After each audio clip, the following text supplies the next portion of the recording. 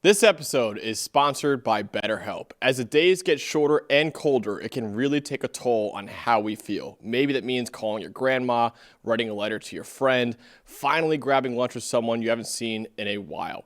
And just like reaching out to a friend, starting therapy can take a bit of courage. BetterHelp makes it easy to start therapy. You'll be matched with a licensed therapist based on your needs and preferences so you can focus on your growth and goals.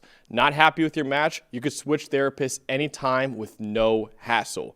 This month, don't wait to reach out, whether that's checking in on a friend or reaching out to a therapist yourself. BetterHelp makes it easier to take that first step. And our listeners get 10% off their first month at betterhelp.com/PFF. That's betterhelp.com/PFF.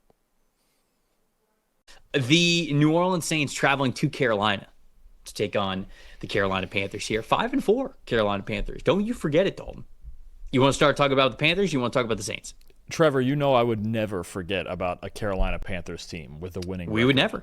We would never forget about them. So we're going to talk about this defense. And look, there's places they've improved, and there's still a little bit they need to work on. The run defense has been better. There's times where it's wavered, right? Not a great game against the Buffalo Bills, but I think the run defense is certainly better than the historically poor performance they gave last year. The coverage has been better, right? Ejiro Evero in these zone coverages, Mike Jackson, J.C. Horn, Trayvon Merrick with an interception last week, right? I think you're looking at a secondary that's coming together a bit week to week. Now what I'm looking for is a pass rush, right? And this Panther team really just has not put it together yet, especially when it comes to their four-man rush. They still have the third lowest pass rush grade in the league. They have the second lowest pressure rate in the league, fourth lowest pass rush win rate. Who is it going to be against this young and banged-up Saints offensive line? Who's it going to be that gets a pass rush together for this team? Is it going to be Derek Brown on the inside, A'Shawn Robinson? Nick Scorton's got 9 pressures over the last 3 games. Maybe it's him. 9 pressures and 3 sacks in the last 3 games. The rookie out of Texas A&M. I think somebody's got to find a pass rush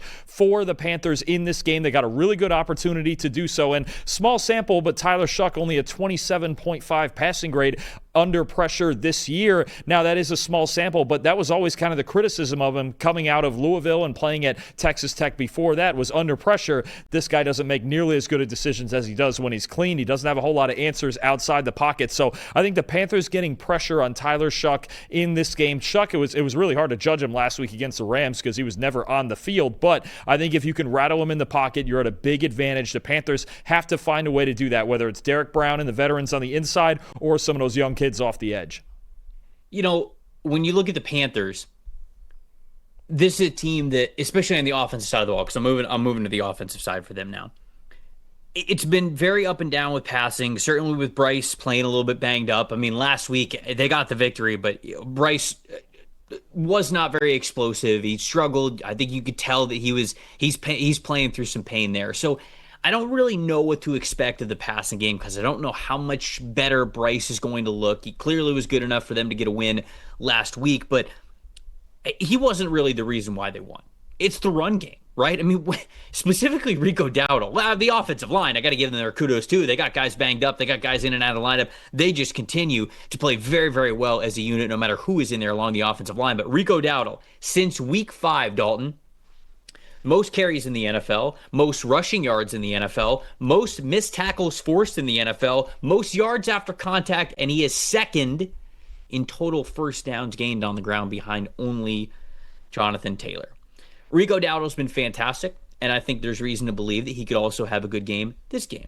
Saints, since week 5, though, probably a better run defense team than maybe you would expect. They're 12th in EPA per rush allowed, and they're 10th in overall team run defense grade while facing the most run defense snaps of any team during that time.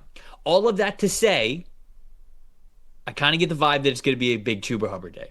I really do. There was talk of him being on the trade block. You know, is he going to Kansas City? You know, is he going to go to New England? Like, where could Chuba Hubbard be on the move? You know, you don't need him. You can get out of that contract. You got Rico Dowdle. You're totally fine. You could trade him. And they don't.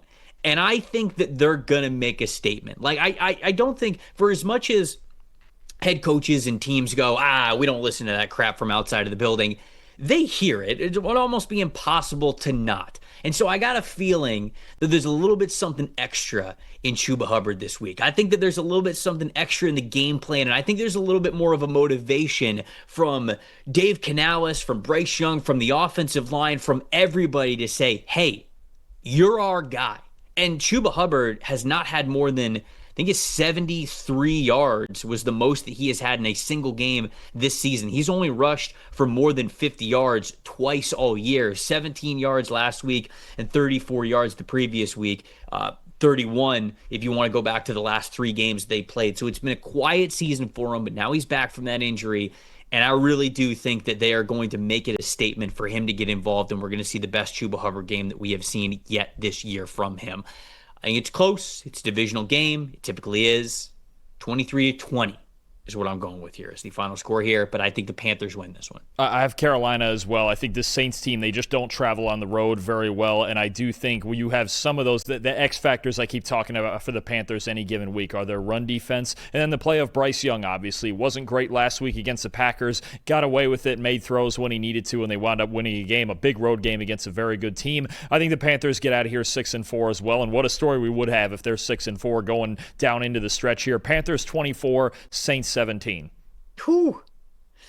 6-4. I mean, they'd be on Tampa's heels at that point, right? Because if Tampa loses against the Patriots, they'd be 6-3. So they'd be right there, match with them in a win total. And if that's the case, man, the last 3 games of the season for the Carolina Panthers, Tampa Bay, Seattle, Tampa Bay. So holding their destiny right in the palm of their hand. If they can get a win against the Saints, they got to be feeling pretty good about themselves, especially with a team that has a later bye week. I think their bye week is, what would that be, week 14? Because they have a bye week, and then it's against New Orleans, and then it's Tampa, Seattle, Tampa. So that would be, week 14 bye week there. So they might have an ability to slingshot this schedule a pretty advantageous way if they can get a nice win here.